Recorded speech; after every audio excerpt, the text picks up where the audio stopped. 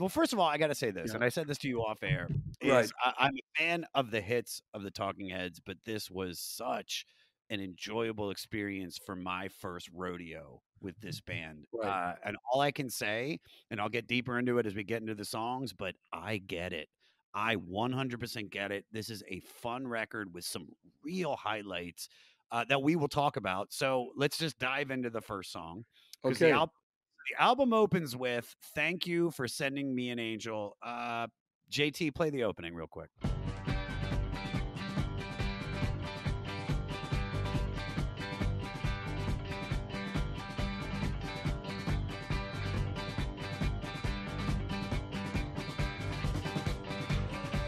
All right, for time because I know we're limited on time, so we'll play a little bit longer on the air though, JT.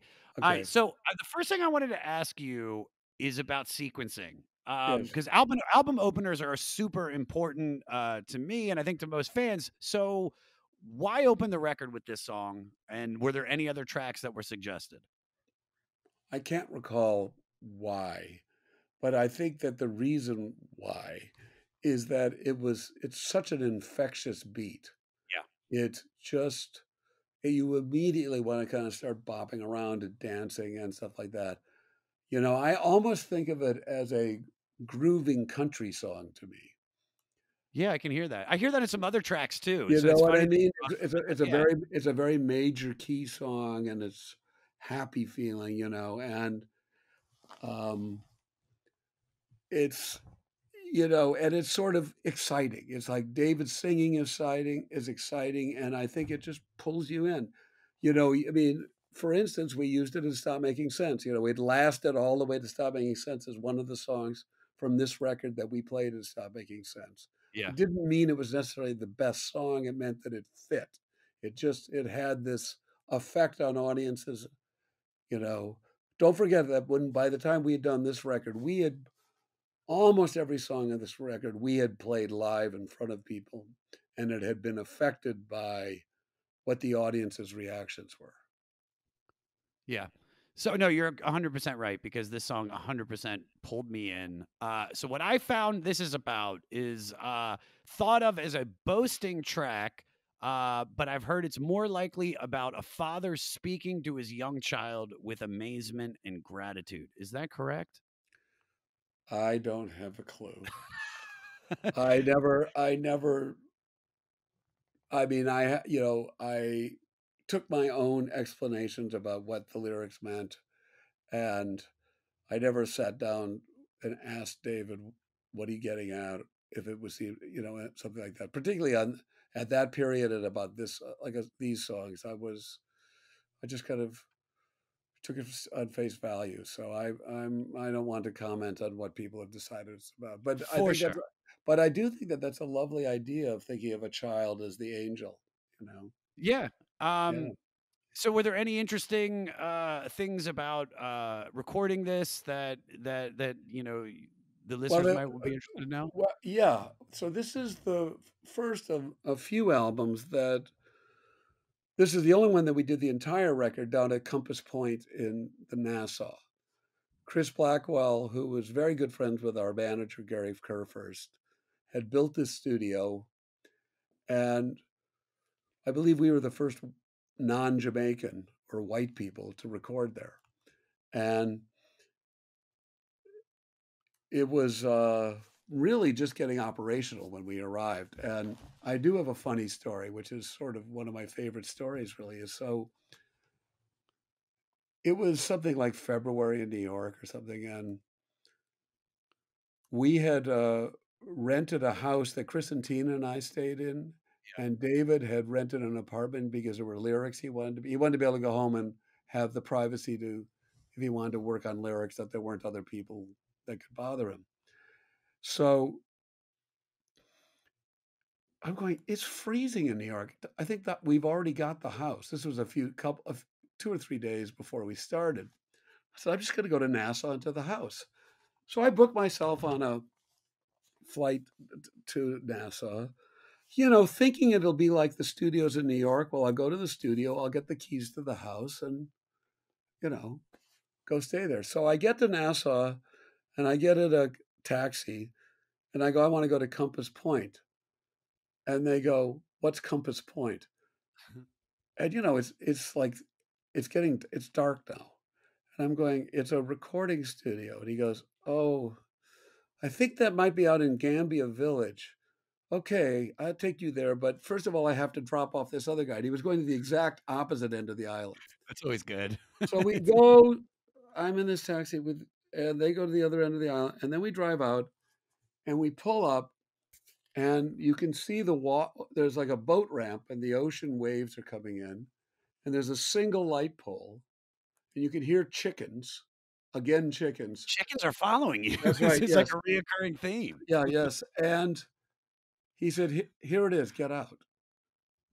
And it's like, there's not a light on anywhere to speak of, and a door opens, and Robert Palmer comes out and goes, "You must be desperately in need of a cocktail."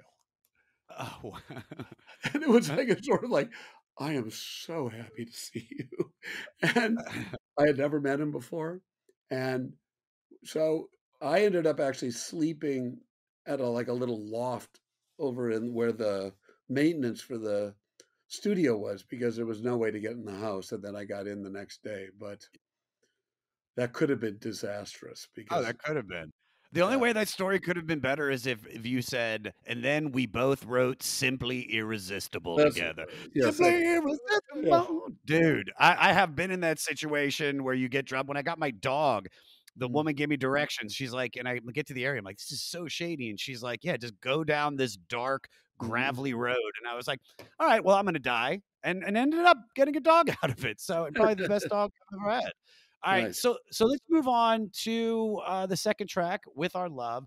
So this Okay. is my favorite part. JT, play it.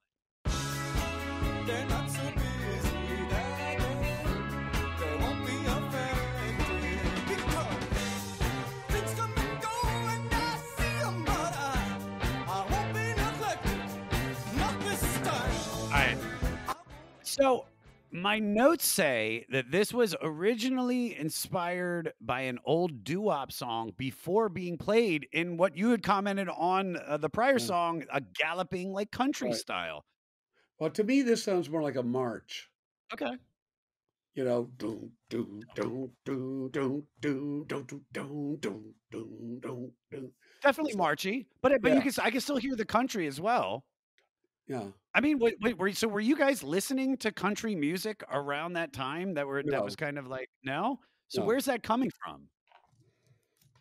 I don't know. Okay. I mean, to me, it was,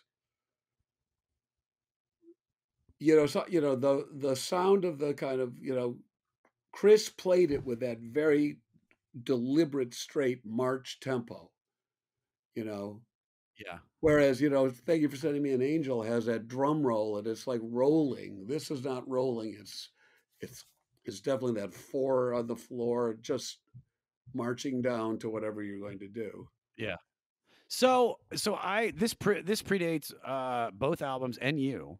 And Yeah, in fact, it was earlier played live as a three-piece with a saxophone player.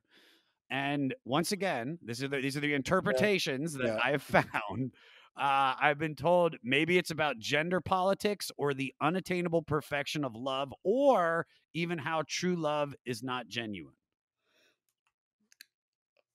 You know, again, me trying to dive deeply into And the lyrics, you've got the wrong person in the no, no, band no, to be for sure. talking And to. this will be the last time I even bring that up. Yeah, Morty's gonna hate me, but that's the last time I well, bring I it. mean, I'll talk about life during wartime or something like that because, but, the this is, uh I think that, of what sort of to back up for a second, I think David's lyrics were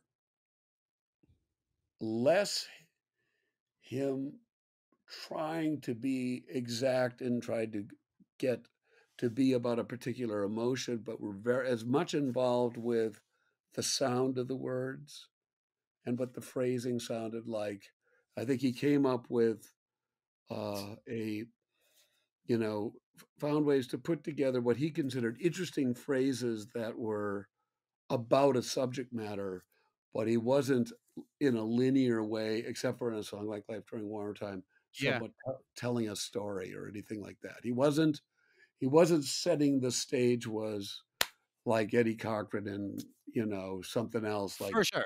there's But a it girl I saw a girl I really want to get to go know her. I finally met the girl. I got a job. I got a car and stuff like that. And now we're going out. It's like this.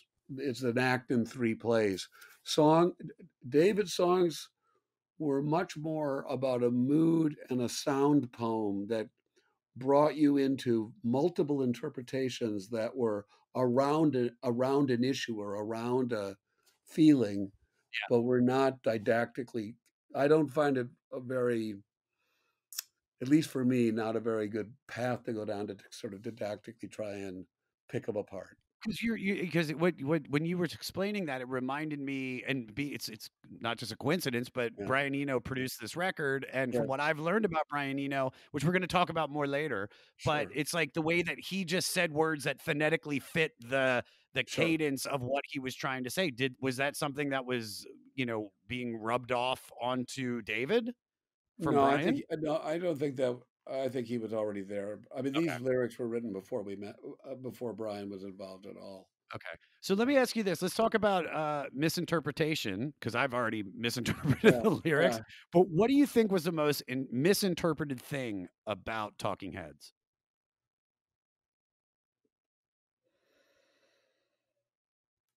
Oh well, that's a. I Good think I. question.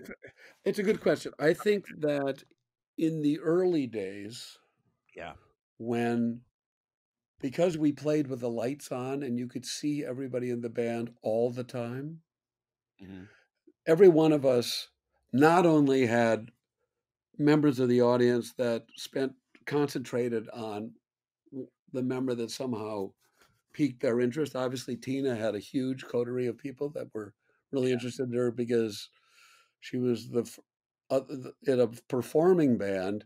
She was maybe the first performing uh, musician who wasn't the singer as well. She wasn't the sex symbol singer. She was the bass player.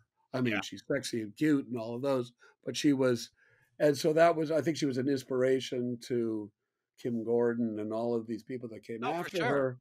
And, but I think that it was pretty understandable how intertwined all of what we did came together. And David, of course, was the singer and he was the songwriter. So I think that when we got to the point that we expanded the band, very often giving uh, other people that we brought in maybe some of the more fun parts or better parts to play to help them stay excited uh, and the lights. We got into more complicated lighting, and so sometimes you could only see David and the background singers, and the rest of us were largely in the dark or something like that. I think that it started to I know there were people that some people think that like Bernie Worrell, for instance, didn't play any of the music parts on our studio albums except for one bass line at the end of Girlfriend Is Better. Mhm. But many people thought that because he saw on the live band, they saw him and stopped making sense that he'd been on the studio album. So I think that's the biggest thing. The confusion came in, and I think slightly to the detriment of Chris and Tina and I, because it really was a band where we all really were sharing ideas and inspiring each other. I mean, look, we would have never have gotten to where we were without this sort of unusual sensibility that David had. And For sure. David's an amazing lyricist, and to begin with, and an amazing singer as well as just a fantastic rhythm guitar player. So, and Chris's drumming, I rave about it all the time. He just has a joyful beat that you want to join in on. And when we were talking about the beginning of these, of thank you for sending me the angel, or with your love, or with this, that he, you just want to get up and dance to it. Yeah. He's one of those people that you just, and he's he also very much keeps it simple. He's never is trying to show off with his drumming. Not a lot, you don't have him playing drum rolls all the time. Very unlike most drummers who kind of want to show off their chops, so to speak. For sure, for Yeah. sure. No, and you made a great point because Chris and Tina, I'm not gonna say they're the stars of this record, but it's almost like the drums and the bass are just so prevalent in every song, and that's usually what gets people dancing. Do you know Yeah. what I mean? Well, they were Um, they were a really great team, and Tina, I also is a very unique style on the bass. I mean, David, was involved in helping her to develop as a bass player, very involved, and so she was very influenced by some of what he thought about. But then, the more we started doing stuff, she came up with her own parts, and she just had a totally unique style. yeah, And it might not have worked in another band, but it really worked well in this band. That's why one of the other things about bands is you really see this in the bands that are put together of, you might say, superstars, um, where you're on uh, a in bands with superstars where there's too many, the people are too good, so they start stepping on each other, and it gets too complicated. It gets yeah, too, you want to be able to. You don't always want to hear four contrapuntal things going on at the same time. Just you know, for sure. doing this. I need to quickly send a Zoom to my wife telling her what I'm doing because she No, was just no, calling. please, Okay, please go so ahead. yeah, exactly. She fell back asleep. I've been texting you for the last 20 minutes. Where Yeah, have you yeah. been? So Are you okay? What is yeah, going on? yeah. Keep Okay, all of this. Keep all of this, Peter, by the way, in the edit because yeah, it's great. yeah. Okay, so I anyway. So and I think that also I always felt of myself as sort of like in baseball, the utility player. Yeah. I could play guitar, I could play keyboards, which is I had played keyboards for much longer. And I was certainly much more fluid as a keyboard player, but I always chose what's going to make the song sound best. And that's how I chose what I was going to play. And I also enjoyed the fact that on stage, it's really great to play guitar and be able to kind of walk around and be able to, keyboards do lock you down, so to speak. Oh my God, yeah. Unless you have a keytar. Did you ever Yeah, go the keytar route? I tried it on a solo tour for a couple of songs, and at a certain point, I could see how people got into it, but it just looks sort of stupid to It me. does. 100%. I'm trying to convince my friend Avery to get a keytar because he's a piano comic. I'm like, dude, you got to move around, bro. Get the Yeah, keytar, well, dude. like Edgar Winter was one of the first. He used the keyboard from the ARP 2600 when he was and would walk around doing Frankenstein. Yeah. I think. as soon as I'm done with this, I'm going to go on a long YouTube journey into keytar players. All right. The good thing. All right. So this is what I've read. Yeah, Okay. Byrne challenged himself to write this as a badly translated communist Chinese anthem. that's And lyrically, it does have a very proletariat feel to it. So here, yes. play the chorus. As the heart finds the good thing, the feeling is multiplied. And the will to the strength that it equals conviction. As we economize, efficiency is multiplied. All right, here, pause it for a second. 'Cause I want to pull the lyrics up because I had it on a different song. All right, so what did we just? Let me see if I what I just read here. Well, that was exactly right. That song is the Communist Chinese song. Yeah, dude. Because as the heart finds the good thing, the feeling is multiplied. Add the will to the strength, and it's equal conviction. As we economize, efficiency is multiplied. Yeah, I mean, dude, I can hear Mao Zedong saying that. absolutely, absolutely. Without a doubt.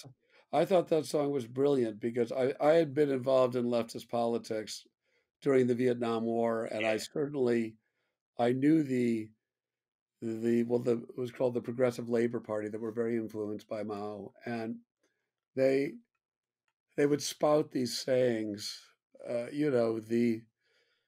the peasantry shall rise from the countryside, you know, Yeah, yeah. and so I thought that song was really brilliant, and Oh, I it's love it. I in love it. that was a song that actually was absolutely the lyrics and the whole thing was conceptual to feel that it served a greater purpose, and everything else had to like fall in line to, it was. Well, you know about how this happened in Soviet painting. Like at the beginning of the revolution, there was such incredible, uh, painters in Russia, but eventually they became very, very old-fashioned and kind of returned to like, portraits of Stalin, and you couldn't have abstract art anymore Yeah. because it didn't serve the interest of the state. Sure.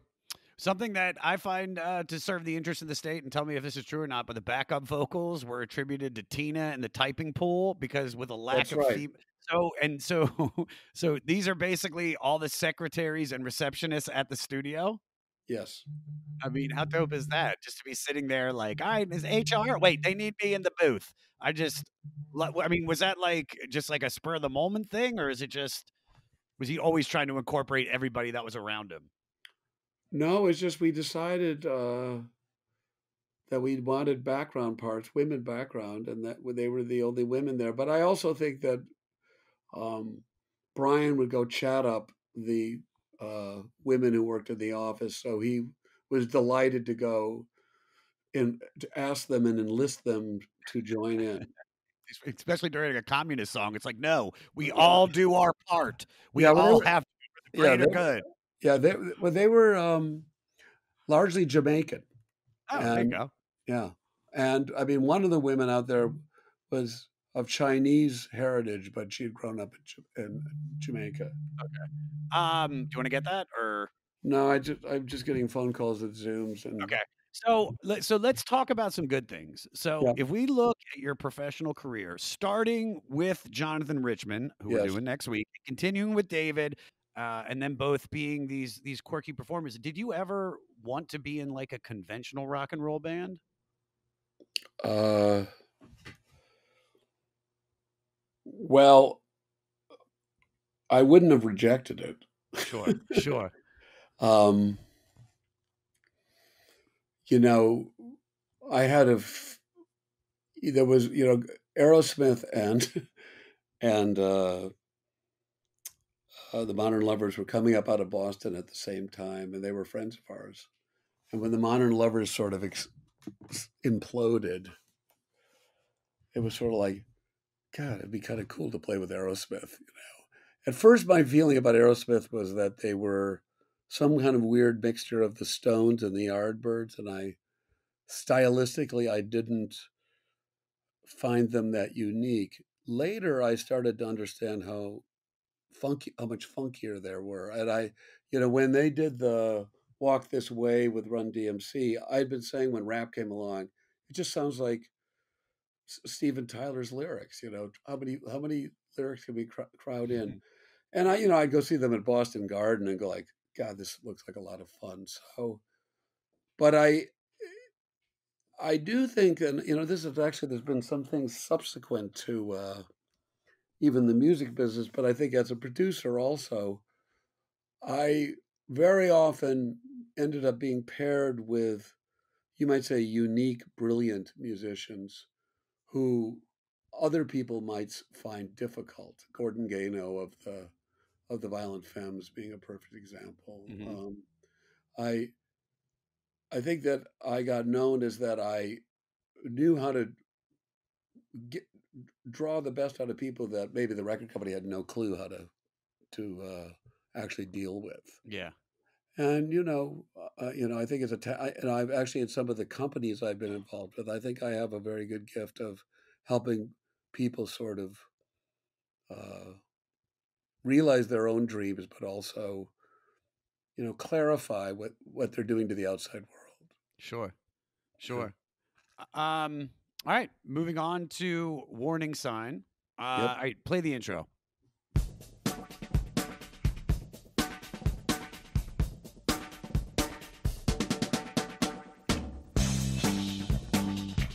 All right.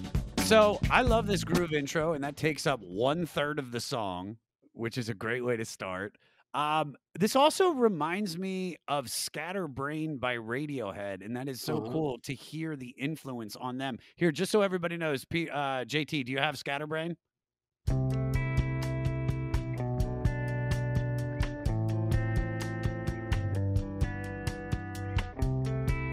All right. Uh-huh. What are your thoughts on that? I mean, just to see who's been influenced by Talking Heads. Well, you know that Radiohead's name came from the song Radiohead that's on True Stories. I did not know that. Yeah. And so they obviously were fans of the Talking Heads. The I think that Warning Sign is a perfect example of what you mentioned, Eno. So those delays on the drums were something that Eno added. And, you know, I think it's one of the reasons why it was something that you wanted to listen to longer, because he was messing with the delays, and so therefore it had an organic. One of the things he would do in this record is work with equipment within the studio that would transform one of the parts coming in Mm-hmm. on the fly, and it really showed. We really had to be in the position that we trusted him enough, because sometimes you'd come in and what you had played was not exactly what you heard. Yeah.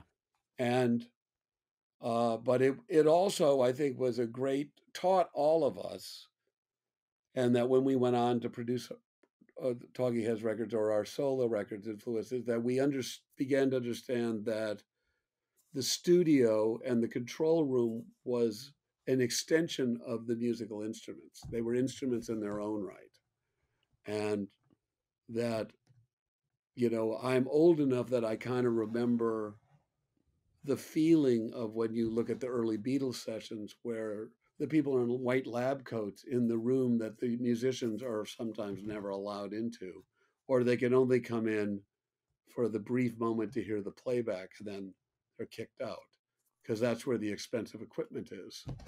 And I think that Eno, very early, Eno also being never spent the time to become like a great technician on an instrument.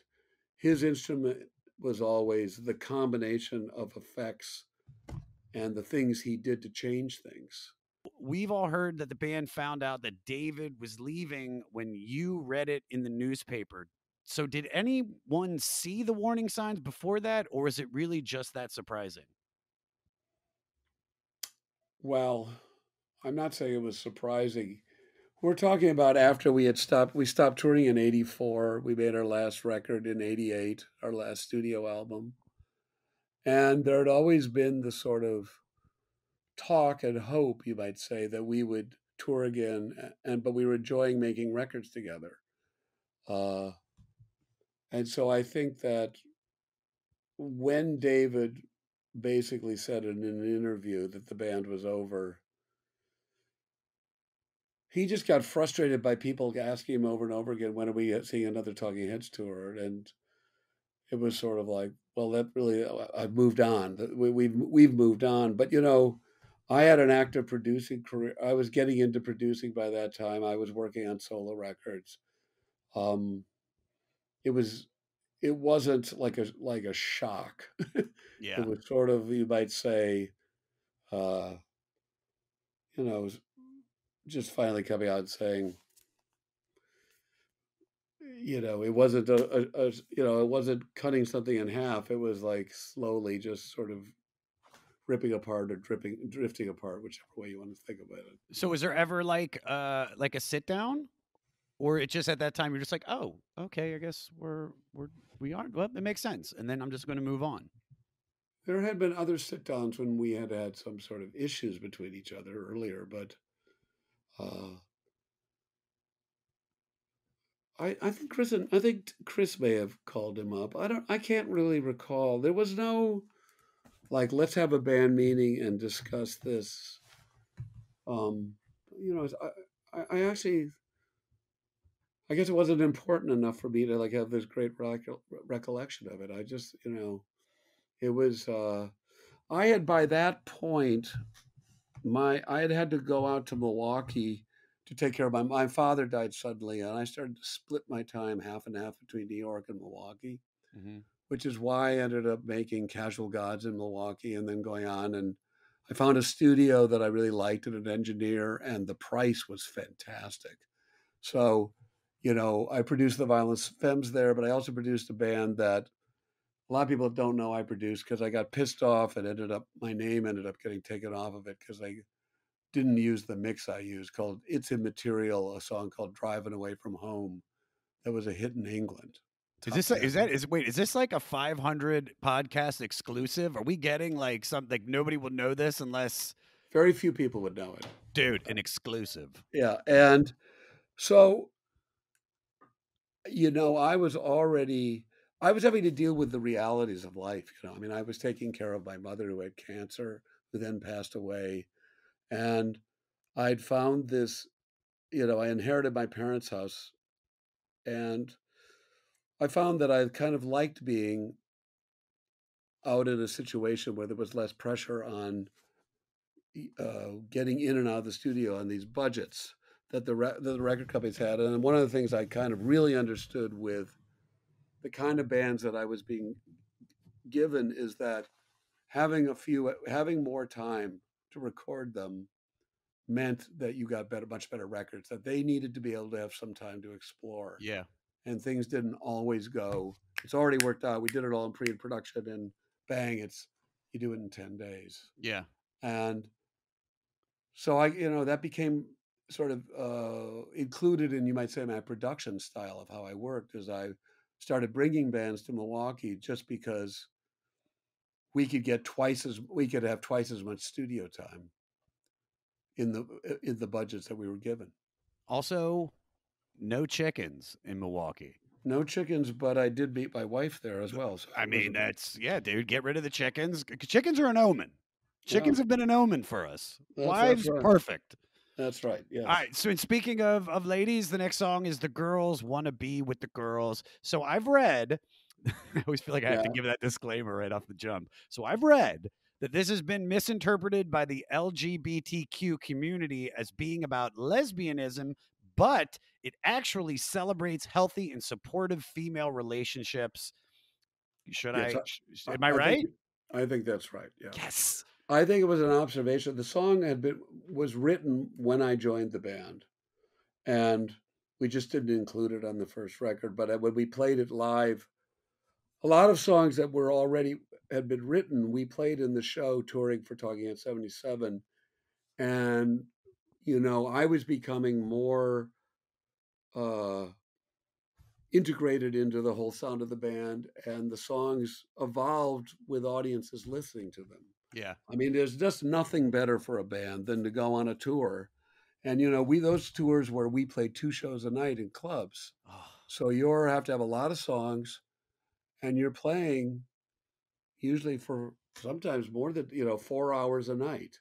Yeah. And your chops just get that much better, and your communication between each other gets better. So The Girls Want to Be with the Girls, I always understood it was something like an observation that David had when he was at RISD, is like looking at it and going, well, they've got something they want to talk about, and they don't really want us guys around when they're talking about it. There's maybe girl material, and just as guys want to have guy material, and they don't really want girls. They want to be able to go piss on a tree at the same time and maybe make a joke that would be off color. Yeah, potentially off color. Yes. Yeah, a little blue. So I read Tina had a conversation about the subject with David, and then later was surprised that the lyrics were basically exactly what they had been discussed. Yeah, I love that. Yeah. But I want to talk about the dynamic of the band, because with Tina and Chris as a couple and David as the chief songwriter, did you ever have difficulty with that band dynamic? I think that it could be frustrating to David and me that on decisions the band needed to make, that so often Chris and Tina had discussed it in advance, and then they voted, you might say, as a block. Yeah. And whereas David and I were whenever we were having the discussion, we felt we were open-minded when we got to it, and yet the best we could do is tie if we disagreed. Yeah. And this is somewhat funny. It's like I had this I had there were a number of things that I got very involved in, like helping the band decide and get a manager. They didn't have a manager in the beginning, and we had gone through that in the Modern Lovers to disastrous effect. Now, Talking Heads were more together about their business than the Modern Lovers. They were older and more sophisticated about it. Hmm. But I said, we have to have a manager, especially when we're on the road. We have to have someone doing our business and interacting. And we're not going to get away with, it's going to hurt us in the end if we don't have one. And so I also brought up, I said, it may be a bad thing that we have the potential for ties. I mean, with David singing and writing the songs, would it make sense that he gets 2 votes? Yes. But Yeah. now, I like think this about, math, by the way. okay, so what does that mean if David gets 2 votes? He gets 2 votes because Chris and Tina are a block, and so you are the deciding. Oh, dude, you're the Kamala Harris, bro. I'm the person who decides everything. Oh my god, how much do you love that power? Well, it didn't happen. Oh, And that's a bummer. it didn't happen, and I'm not sure that anyone saw my Machiavellian mind working about it. But anyway.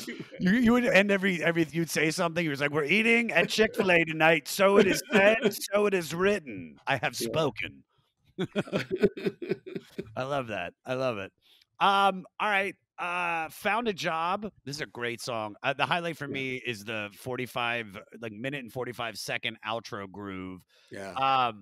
Just so what I've read is with messages about doing what one loves and not wasting creativity. Byrne, as the narrator, describes a couple that's so bored by what's on TV that they make their own show, which becomes a hit and strengthens their relationship. And this idea was formed in the aftermath of David's father, who was an electrical engineer, wanting him to go to Carnegie Mellon University, but David Huh. chose the artistic path to the Rhode Island School of Design. His argument expressed the merits of creative collaboration. Am I right? Well, I have no idea that it had any how his childhood affected it. Yeah. You are definitely right that it's about people being bored, but I don't think it's just a couple. I think it's the whole family. Oh, And so when they talk about, I can't remember the guy's name who's scouting out locations, yeah. it's like a family affair of let's not just make home movies, let's make a movie Yeah. and let's do it together. It'll be fun. And I'm not even sure that success is in the lyrics about that it becomes something more than the joy of just doing it together and then looking at what you created. Yeah. So I want to kind of ask you about these grooves though, because so I think there's so far we've had 2 minute and 40 long second grooves. So Mhm. is that just a matter of feeling it and being like, oh, well, we've got to put that on there? Or was that somebody's idea? Well, first of all, we knew that we really grooved as a band. Yeah. And so we also saw in our audience that when we had an extended groove at the end that didn't really have like a traditional solo on top of Yeah. it. Is that the Verve pipe hitting you up? Yeah, right. Yeah, right. Why can't we do it? Yeah, we're sophomores. Dude, now. I will bring you back to I'll do Rusted Root with you. I'll do Yeah. No Doubt with you, and I 100% will do live. York, Okay. Pennsylvania's Yeah, from Shittown. that's right. Well, yep. I mean, Yep. have you been to York? Oh yeah, Then Oh, you yeah. know it is Yep. Shittown. It is. Wait, I gotta ask you this because we're saying it. Did any of the members of the band live have that like horrible Pennsylvania accent where they like swallow their O's? They're like, so can we make this song kind of like Whole Notes? Whole Notes? No, I don't think Oh, so. man. I think that's more Philly. You know, It is more Philly, but my friend in Mechanicsburg sounds like that too, which is okay. not too far away. Yeah, but they take they take great pride in the fact that they went to this really tough high school and held their own, getting into fights. Pennsylvania, man, And that's a tough and place. and they also, if they get into a scrap, they fight as a wolf gang. Everybody jumps in. And they had Chad Gracie's cousin, Matt Gracie, who was their sort of main man, guitar tech, Yeah. person with them, probably was the toughest of them all, What? the best athlete. He was quite a good basketball player. But yeah, they take pride in that they survived, you might say, the other side of the tracks, you might Oh say. my god, that makes me love them even more. Yeah. So Payne does live by the riverside. Is that that's where they did all their fights? Yeah, yeah. All right, here let's move on to artists only. Okay. So this is another ode to creativity. This is also Hmm. from before you were in the band. I found this to be interesting. The lyrics were originally a poem by a friend and fellow Rhode Island School of Design classmate Wayne Zeeve, who also Yes, suggested the band name Talking Heads. yes. Yeah, we used to go over to his house to use the swimming pool out in New Jersey. I think it was his parents' house sometimes. Oh, dude, a friend has a pool. Come on, man. In like those areas, like Maryland, Pennsylvania, come on. Yeah. So I play the clip because I want to. This is I don't know if you've ever seen Dave Matthews Band scat singing. But there's a moment of this song that reminded me of that, and I just want to play. JT, play the part from Artists Only. Pretty soon now, I will be bitter. All right, kill it now. Pretty All right, now if you could share the screen, JT, to show him this part. Did you get the Dave Matthews scat singing clip? Please tell me you got it. Present everyone with this in. That's it. That's it. That's what you kill it. Yeah, yeah. My friend Vic did these weird edits. He does all this shit with like Trump, and he found Yeah. this clip of Dave Matthews scat singing, and to me, it's one of the funniest things in the world. Was that apt, or is that completely the most offensive No, thing I've no, ever done in my I life? think that's quite apt, and I think that I can't remember quite the expression is, but he said that so many of David's lyrics were like, "I'm doing this now, I'm this sort of Wearing a kimono too. almost out of breath, like these phrases flung at you, that it was this really unique style, and David over the years progressed into learning how to be a crooner as well, Yeah. But this song to me embodied the influence of being painters and going to art school on music, because the different parts of the song to a certain degree bear no relationship to each other. And I felt that this was very much like trying to create drama in abstract painting, where you had really discordant imagery for effect, and that this jarring juxtaposition was what the painting was about, and then what the song was about. And I think that Talking Heads had that all laced through their music, but this song embodied that the most. And when I joined the band, one of the things I felt I did was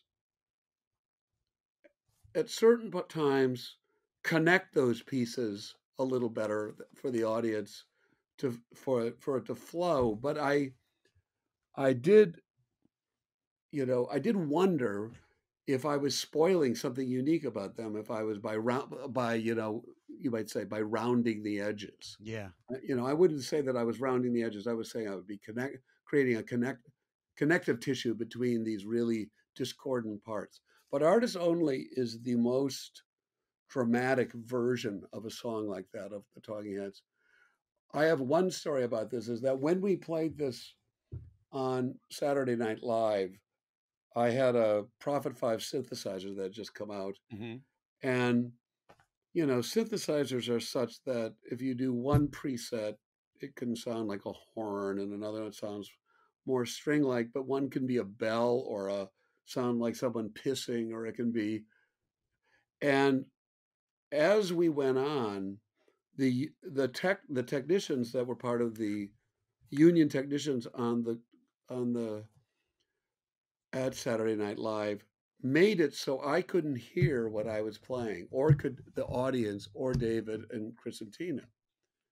But 80 million people in the country could hear it. And so, it's sort of like I'm pressing this button and I'm pressing this button and I'm doing this, and I sure hope I don't hit the wrong button because it's going to be so awful. You know, it was, and if you look at the clip, you'll see me right before we going on. I'm looking around and trying to see, Freaking out, yeah. is there something here? It's like, I can't hear myself. What is going on here? And it was a very tense moment. I am watching that clip the second this interview is done because I am so excited to see. I mean, Yeah. if you could see it, if I notice one little like movement of the eyes on your face, I'm like, oh, dude, he's in it. He's freaking out, dude. Yeah, yeah. I wanted to ask you this because the band had such a short but very active career prior to you joining. When did you first feel like an official member of Talking Heads? I mean, they made me feel pretty comfortable. I would say that certainly the Ramones tour. I mean, even making the first album quite a bit, but the Ramones tour where we went and played every night, it's like, this is the band now. Yeah. This is not, that was the band. This is the band. How did that You know, feel being on that I've- tour? Not to cut you off, but how did that make you feel to be, because they were calling you punk by association? Yeah. How did that feel? I mean, and then finish the thought. I didn't mean to cut you off because you were on it.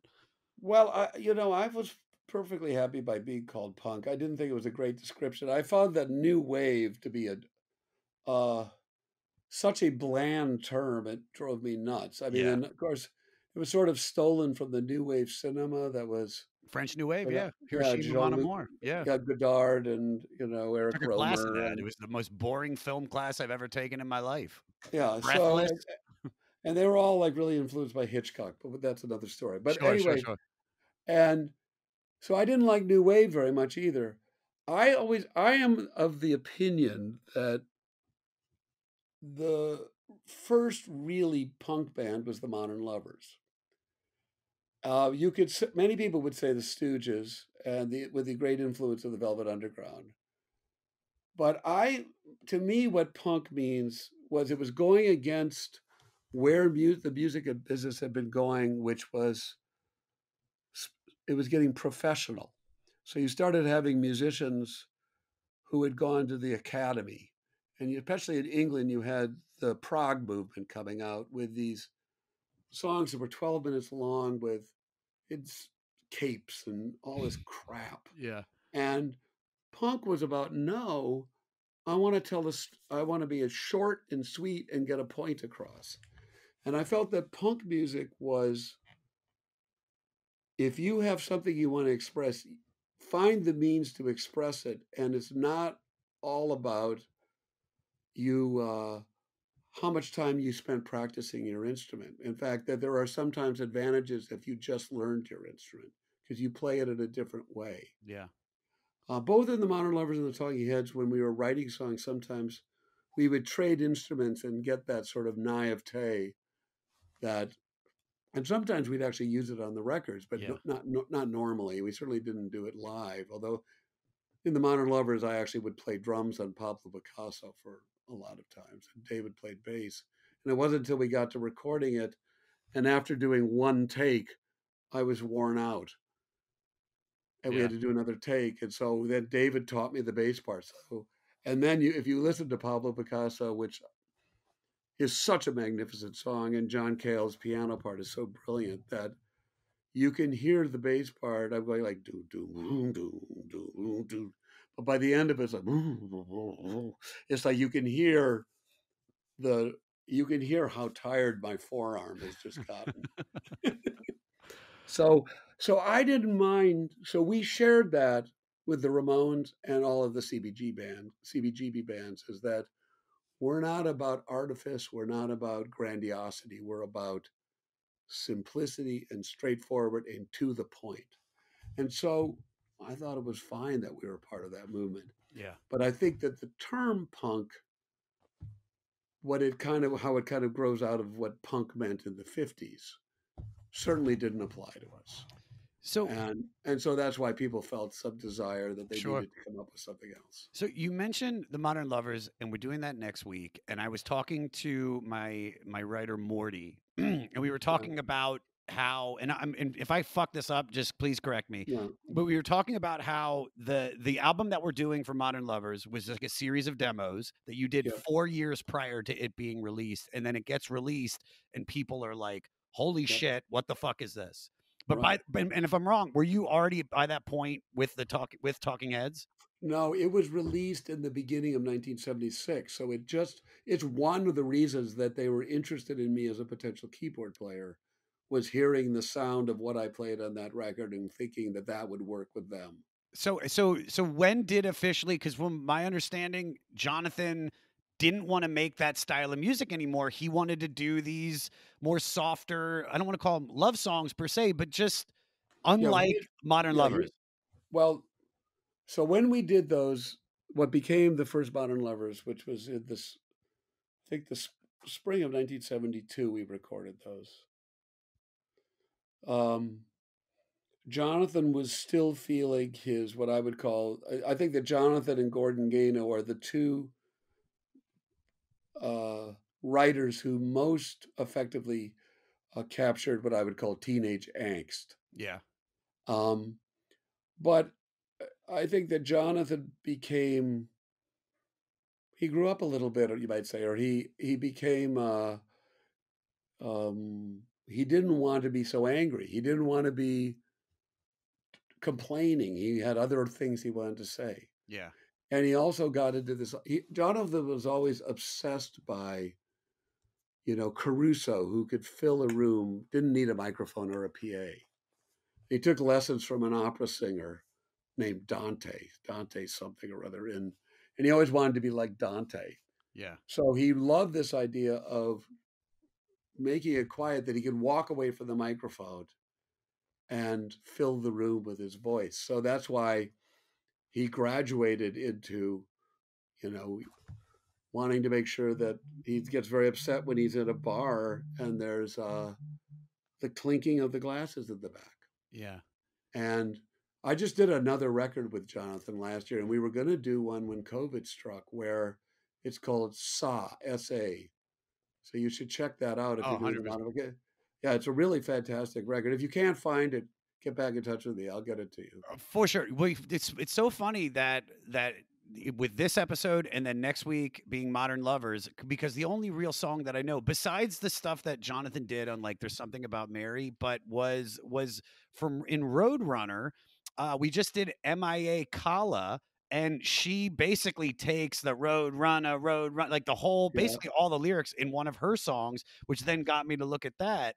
My curious question was, were you like, when the Modern Lovers dissolved, I mean, was that a shock to you, or was it just like, was it like, no, it's time? Because I want to get a little inside scoop for next week. I haven't done the research on next week yet, but I want to.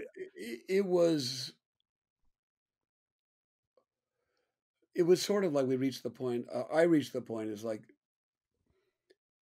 Jonathan's wanting to play so quietly, and so that there stopped really feeling like there was room for expression for me. Yeah. So I was sort of over it by that point. Yeah, for sure. Hold on. My dog's barking. Stop. I think we're good. All right, moving on. Okay. So I'm not in love, which I'm not, and I'm really lonely right now during COVID. So this is David's anxious and unironic desire for a world that has outgrown the politics of human interactions like love and sex. This is another song like that I totally heard Radiohead. So play 103 from this. You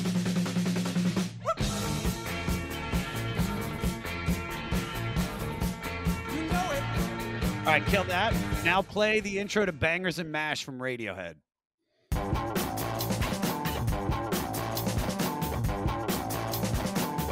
I kill that. And in concert, and it all makes sense once you told me that they got their name from one of your songs. Tom York even shouts "pretty" like David does at the beginning. Should they be paying you royalties? Hmm. They should give you one of their cottages. Uh, that would have been great. Or if they'd had me produce one of their albums, that would have been nice too. You So, should. You know what? I bet you could take but Nigel. they, You could take Nigel in a fist fight for sure, dude. Nigel yeah, Godrich, but you could take him yeah, but he does a really great job. So it's like I got no complaints of what they're doing. So, for sure. this song was always a favorite live Oh, I can because imagine. and this was a song. This and maybe "Love Goes to Buildings on Fire," where in the long jams at the end, where I was getting better and better as a guitar player by being at the Talking Heads because it was the first time that I was in a band that was playing all the time and I was playing guitar sufficiently to be getting better every night. Yeah. And so I was really growing as a guitar player while in the Talking Heads. And so the interplay in some of the live versions of this, a couple of years later, before, right, say, like, particularly on, say, the tour for the Fear of Music, before we made the big band, I'm Not in Love was a big song at the end of our show where David and I would be kind of making noises and working off each other. And in the way, it was the closest, and also on Love Goes to Building on Fire, it was the closest I thought we got to say Tom Verlaine and Richard Lloyd, although they're very different than we were, where it was just a wonderful intertwining nature of how the guitars work together. Yeah. And now I always thought of this song is a little bit like everyone's too obsessed about love. There's more important things in life than your love life. It's not like it's not important, but that the modern world has elevated it to be the end all and be all. And you look at all the other cultures about, in Europe, marriages, certainly amongst the upper classes, was about family power, and love sometimes was there, but it was not always the same kind of love, and particularly sexual attraction sometimes had nothing to do with it. And so I think that David saw that that and that also popular music has been part of this selling of romantic love as so part and parcel and the only way in our culture, and that you sort of and don't feel bad about, so it's sort of like, don't feel bad about yourself. There's so many other examples of cultures where this way that we've chosen now, it was different then. So So I saw of it as his world picture is like, my work is more important to me than my love life. no, that kind of goes along with my question, because where rock and roll has always been like synonymous with sex, and especially in the 70s, but Mhm. Talking Heads via David always seemed to establish a cool distance from that lifestyle. So was there ever any crazy debauchery backstage? Like, or was it like the after parties just rocking, or Uh, well, having a woman in the band yeah, that is changes the dynamic. affects that. Um, I think that it was not backstage or anything like that, but there were, when the band expanded to 10 people and we were a touring party of 20, we were an instant party if we went anywhere. I can imagine. And so if there was ever a time where, it's also, we were all had a little more money. So if there was anything that one would call more like talking, rock and roll lifestyle, it was on those tours. Was there and when you got to that 20-person, show, who partied I don't want to even give anything, call anybody out, but was there any wild men like the piccolo player or something? Like, dude, this guy Frank on the Yeah, trombone. well, Chris was a great partier who had the great ability to be able to pace himself Oh God, I wish I so could that be like that. he could go on forever. I was a little bit much more of blackout. go no, well, not necessarily blackout, but just go in so intensely, and then like I got to stop. I got to go Yeah, home. yeah. Go to bed. Um, but Chris and Tina were I would say that certainly that period was the most you know look meeting girls and things like that for me during that period, and having Steve Scales and Busta Jones and on the other Man in Light tour, and Bernie to a degree and stuff like that. There was always someone out and going, well, let's go out and see what trouble we can get in, so to speak. Yeah, yeah. All right, moving on to Stay Hungry. It's No, also I no, got to say that please go ahead. having been this when I did Casual Gods, I really understood how David had to be like when you're the singer in the band, you have to be so much more cautious about that because it really takes a toll on your voice. Um, I think both Dave Davies and um, there's some other brother combinations who might even be Black is it Crows. Black Crows, maybe Noel Gallagher. I'm not sure which of the Gallaghers. Would be like, oh my God, I know I could sing great. I'm just as good a singer, but I wanted to be able to go out and party and be able to play just fine the next day. Yeah, trust me, I completely understand. Me and you very similar in the way we partied. All right, Stay Hungry, which is so funny because as soon as I saw the title, I was like, oh, that's like the movie from the 70s with Jeff Bridges and Arnold Schwarzenegger, which is funny because lyrically, I read because I thought it was Eno's Oblique Strategies cards with the lyrics, but it actually came from a bodybuilding magazine Chris read, which likely referred to the title of the movie with Schwarzenegger and Jeff Bridges and Sally Field.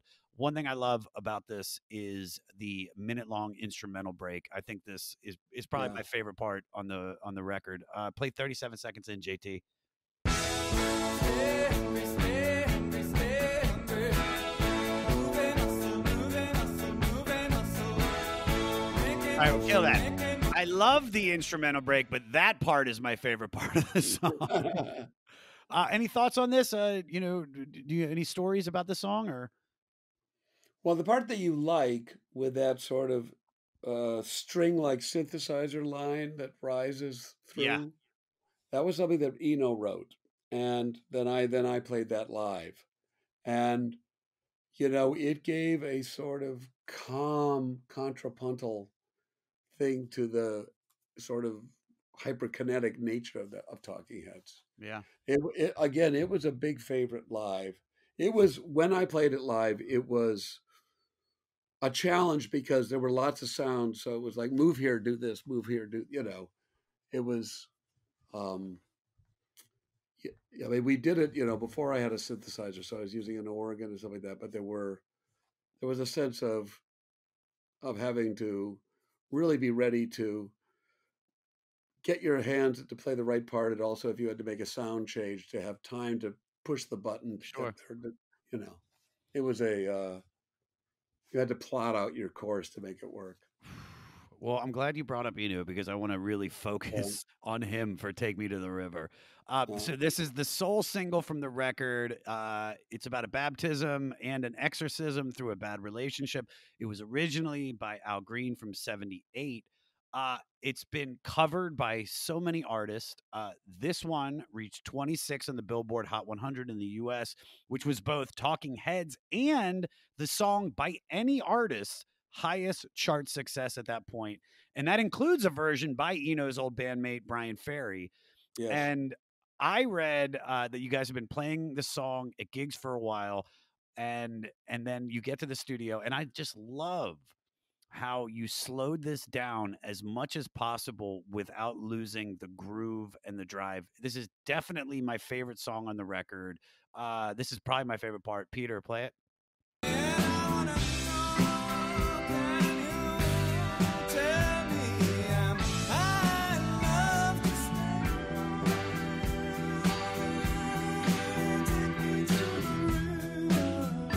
That slaps so hard. Yeah. One, thank you for writing that. Well, for recording it. Yeah. And any thoughts on this? Because I've got so much information about it, but Yeah, well, one thing that was interesting is that, first of all, this was a hit at AM radio, not FM radio for Talking Heads, mm, which is, it was right when FM was taking over. When we were out for Talking Heads 77, it was the time in FM radio where every DJ would have wind chimes. And we would get comments like, well, I really hate this punk music, but basically, I think I like you guys the best of all of those awful bands that are coming out of CBGBs. And so this was a hit on AM, and we released it. Brian Ferry released it. Foghat released it, and maybe even Levon Helm released it, all within a couple of months of each other. So it was a lot of people had recognized that this was a great song and that could be used as a rock song or as a different song. Now, Teenie Hodges was a co-writer on this song from Memphis. He and the Hodges brothers, the Reverend Charles, Leroy, and Teenie Hodges were the high rhythm section. mhm. And I don't know if you've seen the movie that I'm a producer of called Take Me to the River. It's Have you about seen it? the Memphis hip hop Yes. scene. I haven't seen it, but Morty was telling me about it. Well, I really recommend you and the audience see it. It's about what happened to Stax Volt and High Records, which was Willie Mitchell's studio, and basically in the aftermath of the assassination of Martin Luther King, all of these things splintered and fell apart and kind of wrecked Memphis as a town. Apparently in the 50s, Memphis was considered one of the nicer places to bring up kids and to live in the country. And it went to becoming a very, there was white flight to the suburbs. And even the companies that have come there, like FedEx, they're out at the airport. They're not. And so the movie introduces R&B singers and old R&B singers to rappers, and neither have heard of each other.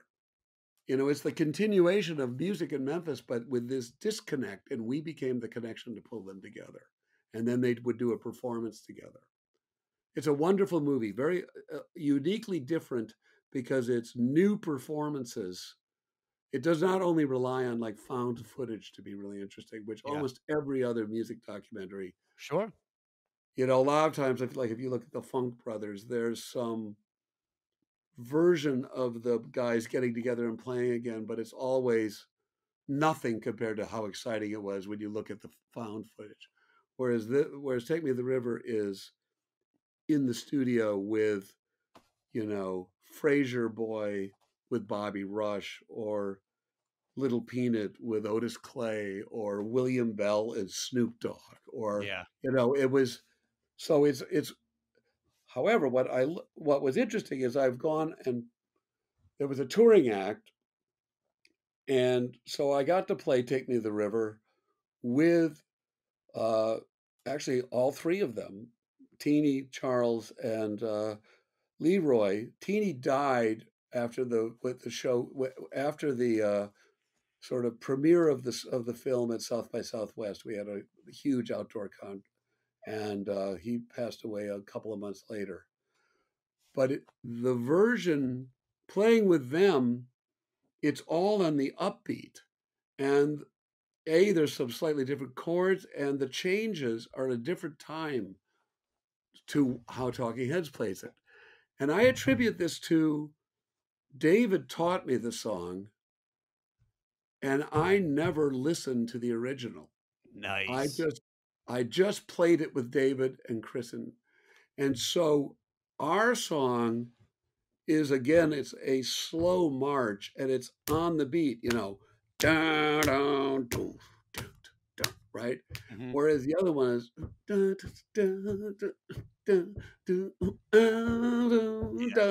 it's like this all the time, and it's totally different. And the original is brilliant, but ours was like, it really made ours. It's like wasn't copying, except for same, but it was uniquely ours and I think that it's probably the song that the organ is the loudest that dominates more than any other Talking Head song. It's so You good. know, it's built around the organ part, not around the guitar parts, which most of the other songs are. So love the organ. First of all, I can't tell you how much I love this song. And what I read was to achieve the effect of the song getting louder as it progressed, producer Brian Eno ran the song into a limiter and slowly increased the intensity until it Ah, became squashed into sounding louder. Now, being that you're a producer as well, yeah, and you worked with Eno several times, and this is what's so crazy is that we've been doing, we've probably done 114 episodes. yeah. Brian Eno, we've done 2 of his records that were just him. We've done Roxy Music. He's produced a few of the records. It's probably the 4th or 5th album that he's produced. So I Yeah. wanted to ask you, what do you think you learned the most from those experiences? Well, the one thing I also wanted to say that he Please. added to this song is he added those kind of like going, but with like echo on it. Yeah. This he called them epi events, epi meaning very short, like an EpiPen, Yeah. you Yeah. know. Yeah. And he was very, so he thought, "Yeah, there needs to be something here. I'm going to um and he did that. I did not know that about the compressor, and I don't know if he did that at the mastering lab or if he did it during the mix. Okay. I don't recall him doing it during the mix because we were, this is back in the days before automation, so many of us had our hands on the board, but largely Rhett Davies and Brian on the faders. And one of us, like, there's this one part, go up to that mark and then pull it down at the right time. Yeah. Not, so I think he did it at the mastering lab to try and do that. And yeah, I But mean, what have you taken from working with Brian? Like well, into your the first thing was that the entire studio is an instrument to be used in the creation of the music. Is not a sort of the slate that it's not the canvas that you're painting on. It's part of the composition itself. And also, experimentation is good, and it's fine if it takes longer. Keep experimenting until you get what you want. And he had, like, he did have his oblique did he strategies. use him? Yeah, Oh, once in a while. Once in a while. The other one, if you really can't think of anything, he would smoke pot nice. and he would say, but you only will get one idea and then you do it and then you have to go home for the rest of the day because then you're wrecked. Yeah. Um, one thing I learned from him that I actually would sometimes fought against, like and Dave Jordan and I would then ganged up on him on Remain in Light, was he's very impatient. And so sometimes that it can be better. And like Dave Jordan would say, Brian would say, just play the tape. It's just a guide. And Dave would go, Brian, it's never just a guide with you. You finally go. You always go. That's fine. Let's just move on. Yeah. So I quit unless I have enough time that I can get a sound that I am proud of. And that's all there is to it. And then Brian also wanted to roll the tape at 15 IPS, which can be good for the low end, but makes less clear high end. And Dave and I said, no, we want to run at 30 IPS. And Eno said, like, oh, but it takes so long to rewind. And it's sort of like, well, we want it to sound good. Yeah. But yeah, that's what I really took from him. And I don't know if I'd have ever become a producer had I not Work. spent a couple of times being there every day and working with Eno, sometimes just watching, sometimes being actively involved, and just it's easy to see a job as being something mysterious that is beyond you. Uh-huh. I mean, I don't think musicians have this anymore because they all have their own home studios. So they all know what a compressor is now, and they know what EQ is. Sometimes it's wrecked them because they always have an idea about everything, Yeah. and they don't have the experience that other people do. Yeah. And but he made the studio feel fun and like we're going to like it's part of the creative. It's part of the whole I creation. love that. I love that. And now I wanted to ask you this because you've produced so many albums. What album that you've produced have you felt has been the most Eno-esque, where you were like, oh my God, I'm channeling Brian right now. Oh, Did you ever wear a kimono? That's the main thing. no, Okay, I didn't think so. You didn't. no, I No, never but you would were. look good in a kimono. I think Oh, some people could pull it absolutely. off. Yeah, absolutely. I could. Yeah, it's a good idea. Um, when would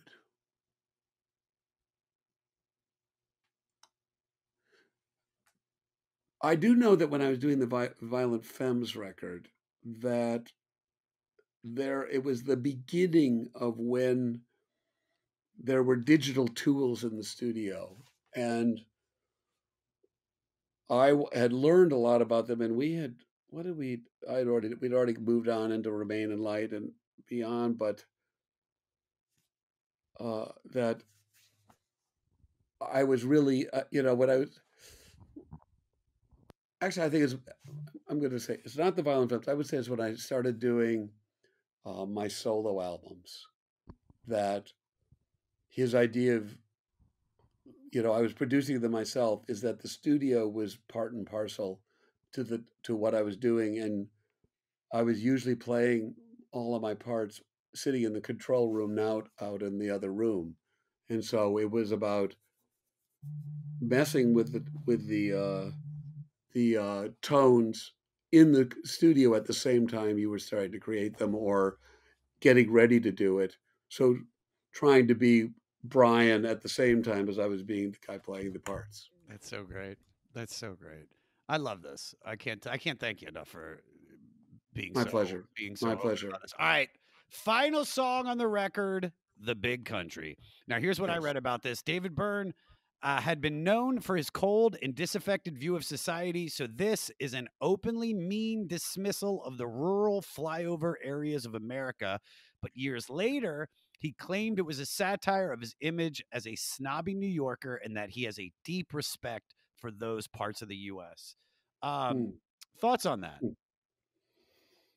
Well, we did fly to California. We very often we really built our audience in California because they seemed to react to us. And so after the New England and around New York and that sort of eastern seaboard, we spent a lot of time in California, partially because we'd go out there in the winter and it'd be warmer. And so we had a lot of cross country flights where you could sit at the window and you're just looking down at the farmland and like, wonder what those people are doing down there, I have no idea if what David's saying is true, or if that when he got out to do True Stories and was living in Texas and he started to, which has a potentially, I mean, True Stories has a respect, but also a potentially maybe slightly New York snobby look at of Middle America, we'll say too. Yeah. So he certainly had the potential for both, we'll say, and I think that he grew to appreciate. I mean, David expanded as a person. He's expanded in his songwriting, So, Did you guys get any backlash from fans or maybe friends in those flyover states? no, I think that Live got more backlash for writing Shit Town than we did. We did for the Big Country. Yeah, dude. I mean, this song was called Shit Town.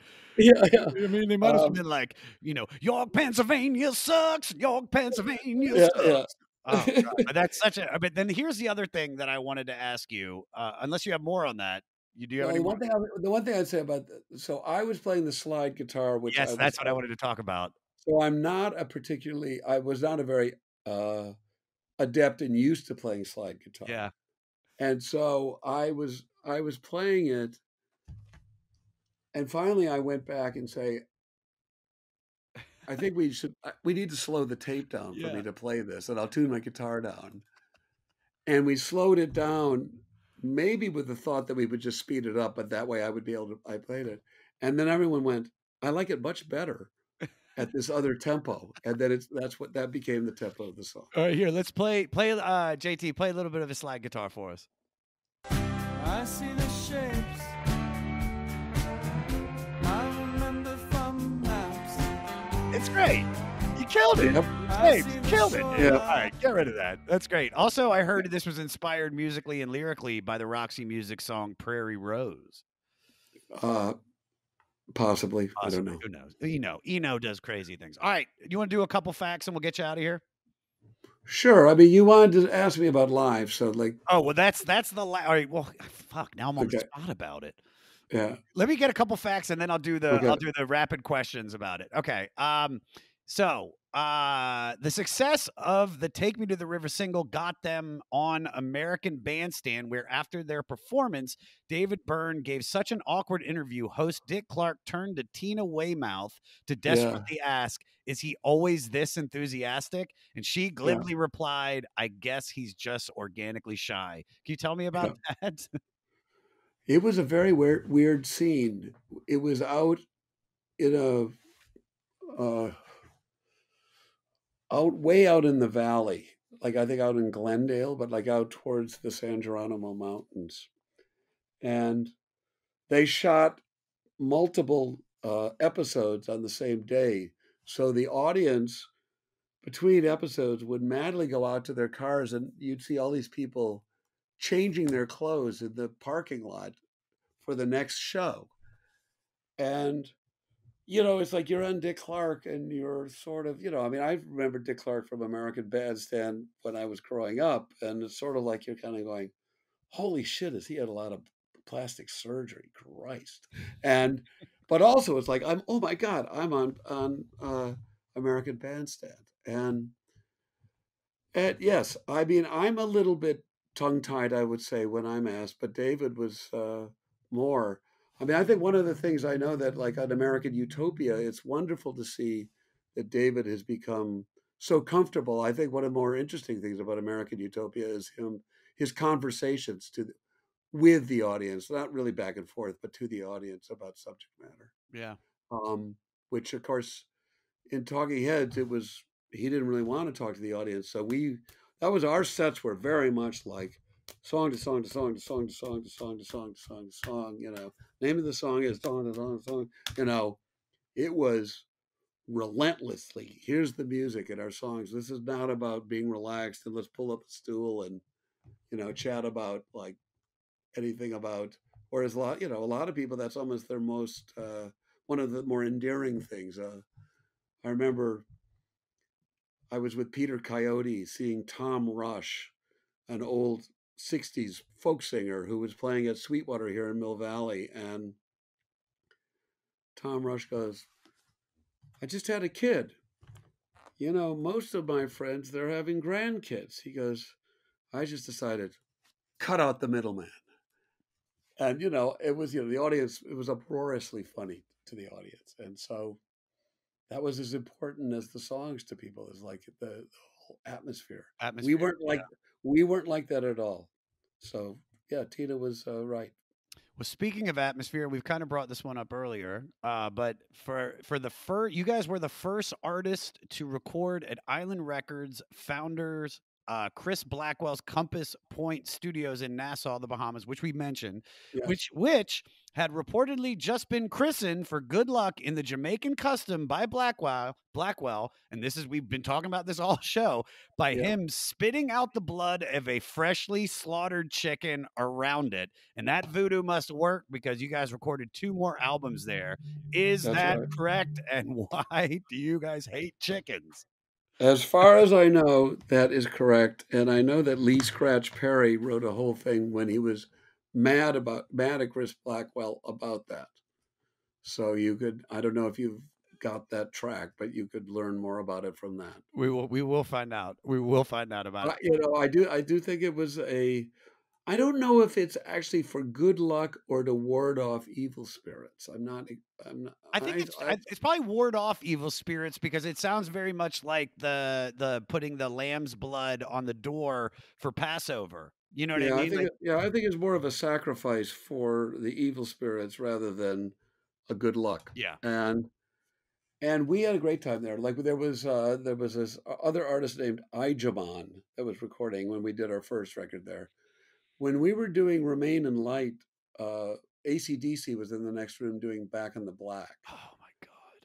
And what was interesting is, first of all, like Chris got some snorkel gear, and Chris and Tina and I were going out snorkeling, and like I had never snorkeled. It's like, oh my God, is this one? I was like in a bad mood, and Chris goes, "You got to come and do this." And it was like, I'm in a bad mood, I bet. And then I put my face in the water, like, wow, I'm not in a bad mood at all, you know. And no one in AC/DC ever went in the water like sharks. Sharks, not going to do that. But we recorded all of the basic tracks to the entire record in 3 weeks.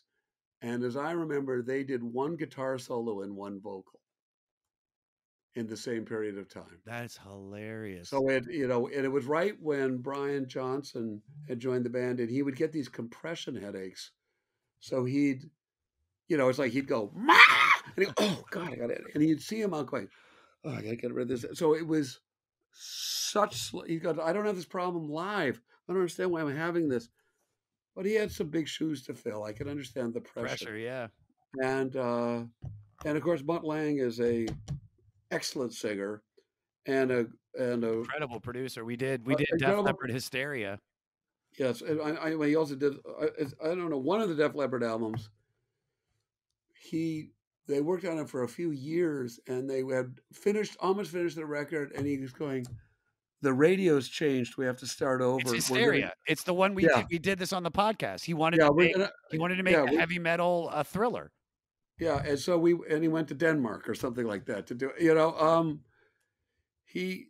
But he was. We talked at a party at Chris Blackwell's house but I'm sorry that I didn't get to know him better, because I do really respect what he's done.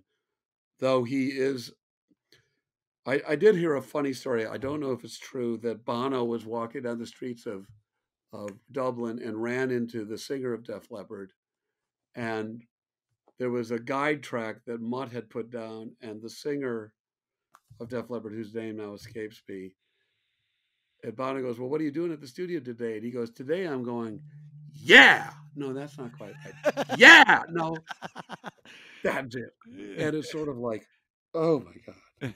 So that, one thing about Eno is he wouldn't put up with that. It would be like, we need to get like 10 of these songs done today. Let's go. That's fine. Let's go. I love it. All right. I got some rapid fire questions. And this. All right. So what song off this record are you most proud of? Take Me to the River. Take Me to the River. Is there any song on this record that you might skip over when listening to it? No. Okay, good answer. Then I pulled these from other ones. What was your wildest or strangest gig with Talking Heads?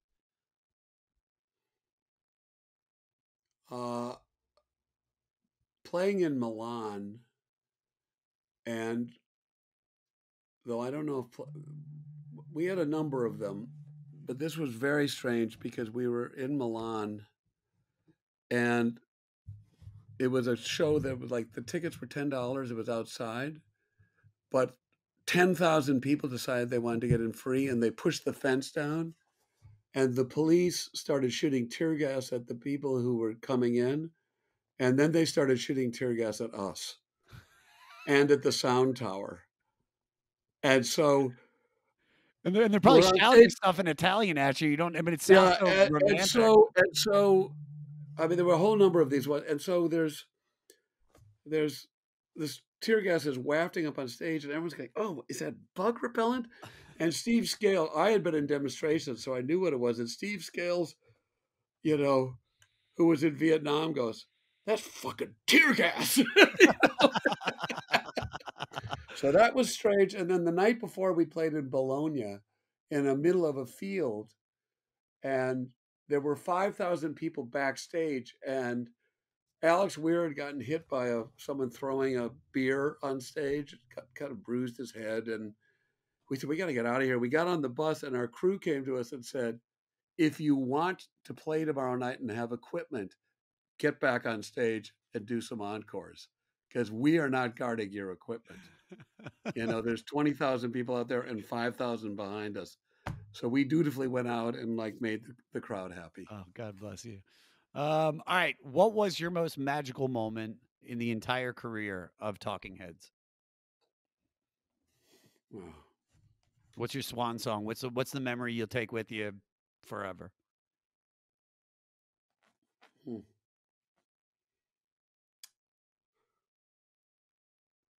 I think playing Forest Hills Stadium. And I think it was, I'm not sure if it was Stop Making Sense or the tour before Stop Making Sense, but it was the old Forest Hills Tennis Stadium. Madonna and Mick Jagger were right to my right, watching from the side of the stage. The audience, it's a beautifully designed for a concert because it's so steep that it's as if there's an entire 20,000 people, but just up, kind of like Red 5 Rocks? stories, right in front of not out, but in front of you. Just up. And they were so into it and so close feeling, but still a really big audience.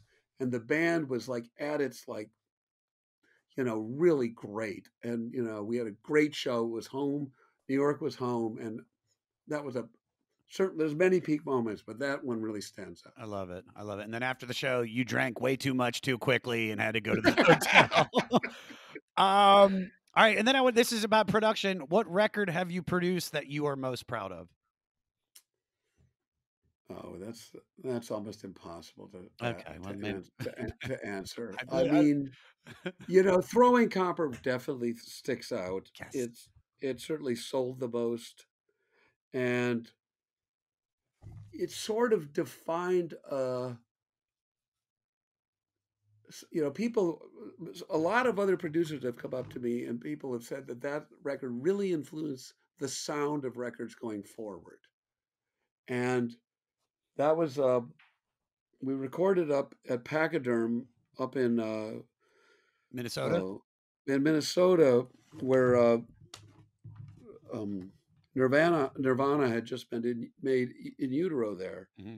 And we were looking at studios, and I basically said to the guys at Live, we're only going to work at a studio that everybody can drive to, because I don't want some motherfucker going off and someone took the car. Yeah. And they're miserable. If they want to get in their car and go take a break, they got to be able to have their own car if they want it there. Yeah. So we did the rehearsals in Milwaukee, and then we went up to Minnesota. And then when Tom Lord-Alge, I brought him to mix that. And it's a funny thing, because when you're working on records, a lot of them you think you fall in love with every one of them, and you think they have the potential to be really great, or an awful lot of them, not every single one. But that one, over time, you just go, boy, there is not a bad song on this record. In fact, we did not like a song called "Turn My Head" and another couple of other songs that were hit songs that could have been on that record. That record really has stood the test of time, and it just is just great. And I loved working with, and I did. I've done, I did a bunch of records with them. They were wonderful guys. Did you argue with Ed over including the word placenta on that record? That's the only hit song where the word placenta.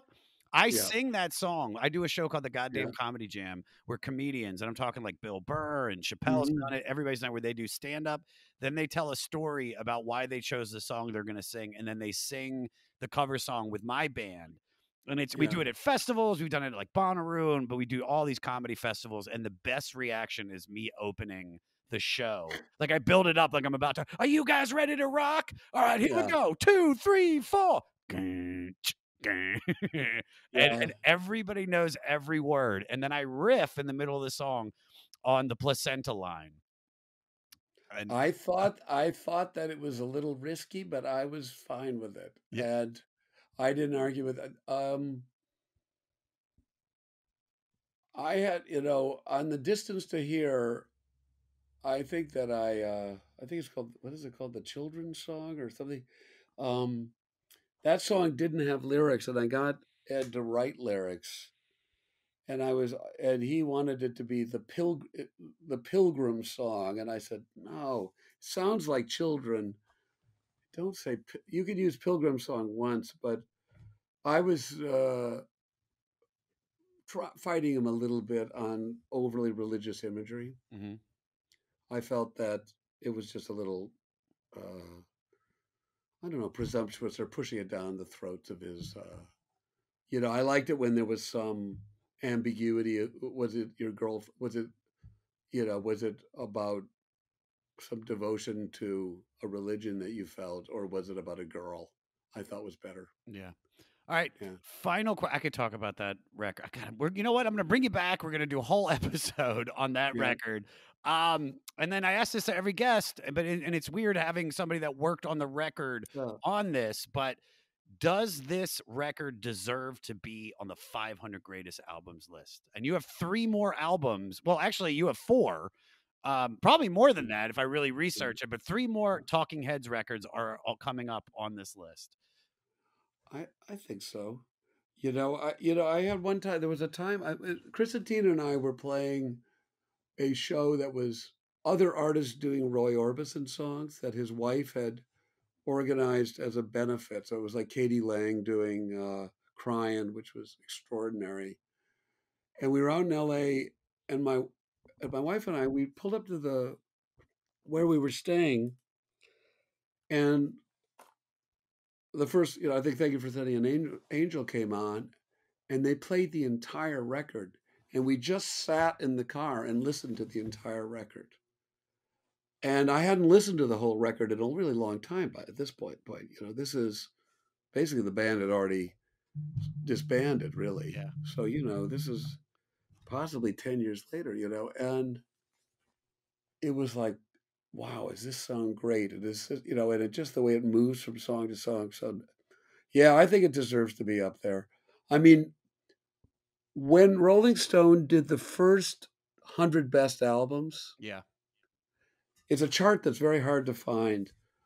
I had 4 records in the top 100. I had the Modern Lovers and 3 Talking Heads albums. And the Modern Lovers was above all of the Talking Heads records. It's crazy because I had no idea how important that record is, but people Yeah, are saying that originated punk. But so I had as many records as the Beatles on that chart. It's fucking nuts, dude. Yeah, so that I tried to track down that chart, and someone actually from the Rock and Roll Hall of Fame helped me track it down, because it was sort of like, that's the chart I want on my wall. Yeah, dude. You know what they do in studios where they highlight with yellow? Oh yeah. The ones, yeah, so. I love that, and what a perfect way to end the episode, because it's such a I'm not gonna lie to you, I was extremely nervous about making sure I didn't fuck this up.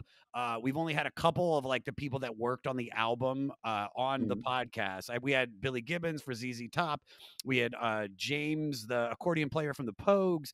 But Yep. I had so much more time with those records, and we did the last record, and then we did this one so back to back. I didn't have the full amount of time to absorb it, but I'm telling you, I had so much fun talking to you. You have Good. this record, and speaking with you has made me I got one more question. Have you been to Talking Heads, the club in Baltimore? Because I used to party No. there so No. much. I didn't even know it existed. It's a shithole. It's a Okay. shithole but it used to have the best party called Taxlow, which was like all the hipsters and the dumpster divers would dance to, like, at the time it was like Franz Ferdinand and Joy Division, and it was like a pre-punk kind of like post-punk dance party. And Right. damn, well, be glad you didn't go. But if you ever want to Okay. go when this is all done, please Okay. be my guest. I can't thank you enough, buddy. Do you have anything you want to promote? Well, first of all, are you aware of one of the last records I made was the Butcherettes? Yeah, Butcherettes. I saw them And live opening for at the drive-in. And I think they're so fantastic. And so the audience that maybe let's tune in for Talking Heads. Check out this album I did with them. I'm really proud of that record, and it's and go see and listen to the record and see the film Take Me to the River. One thing about the record is, I think Eric Thorngren and I, who mixed it, and Eric is such a genius, is that it has the feel of a record made in the 60s. It has that warmth and that sound that we all grew up with, that I think that most records made now, they don't feel like that at all. They don't make you feel happy in the way that those old records do. And we were able to do it with modern equipment, with new, it's not like we never used Pro Tools to do anything. We did it all, but we just have enough experience to be judicious enough to not ruin the spirit of the flaws and the spontaneity and stuff like that. So really check out the movie Take Me to the River, and actually just listen to the record. The record, will. the CD is unbelievable. I went to go, like I said, I went to go see at the drive-in when they did the reunion tour a few years Yeah. ago, and they opened for, because I think she was Yeah. dating Omar, right? Yeah, she's married to Omar. Yeah. She's married to Omar, and I mean, and by the way, I was with my friend. You probably know him, Dean Del Rey. Do you know Dean Del Rey? He's a comic now, but he was a musician. He knows No, I didn't know everybody. it. Okay, you're the Yeah. first person that doesn't know this guy. But he took me. We were side stage, and I watched the whole show. And the Butcherettes, I mean, just incredible. So I'll definitely check the So, record out. And I'll okay. definitely watch a movie. I can't thank you enough, brother. Thank you so Yeah, much. it's called Bi Mental, and nice to meet you both.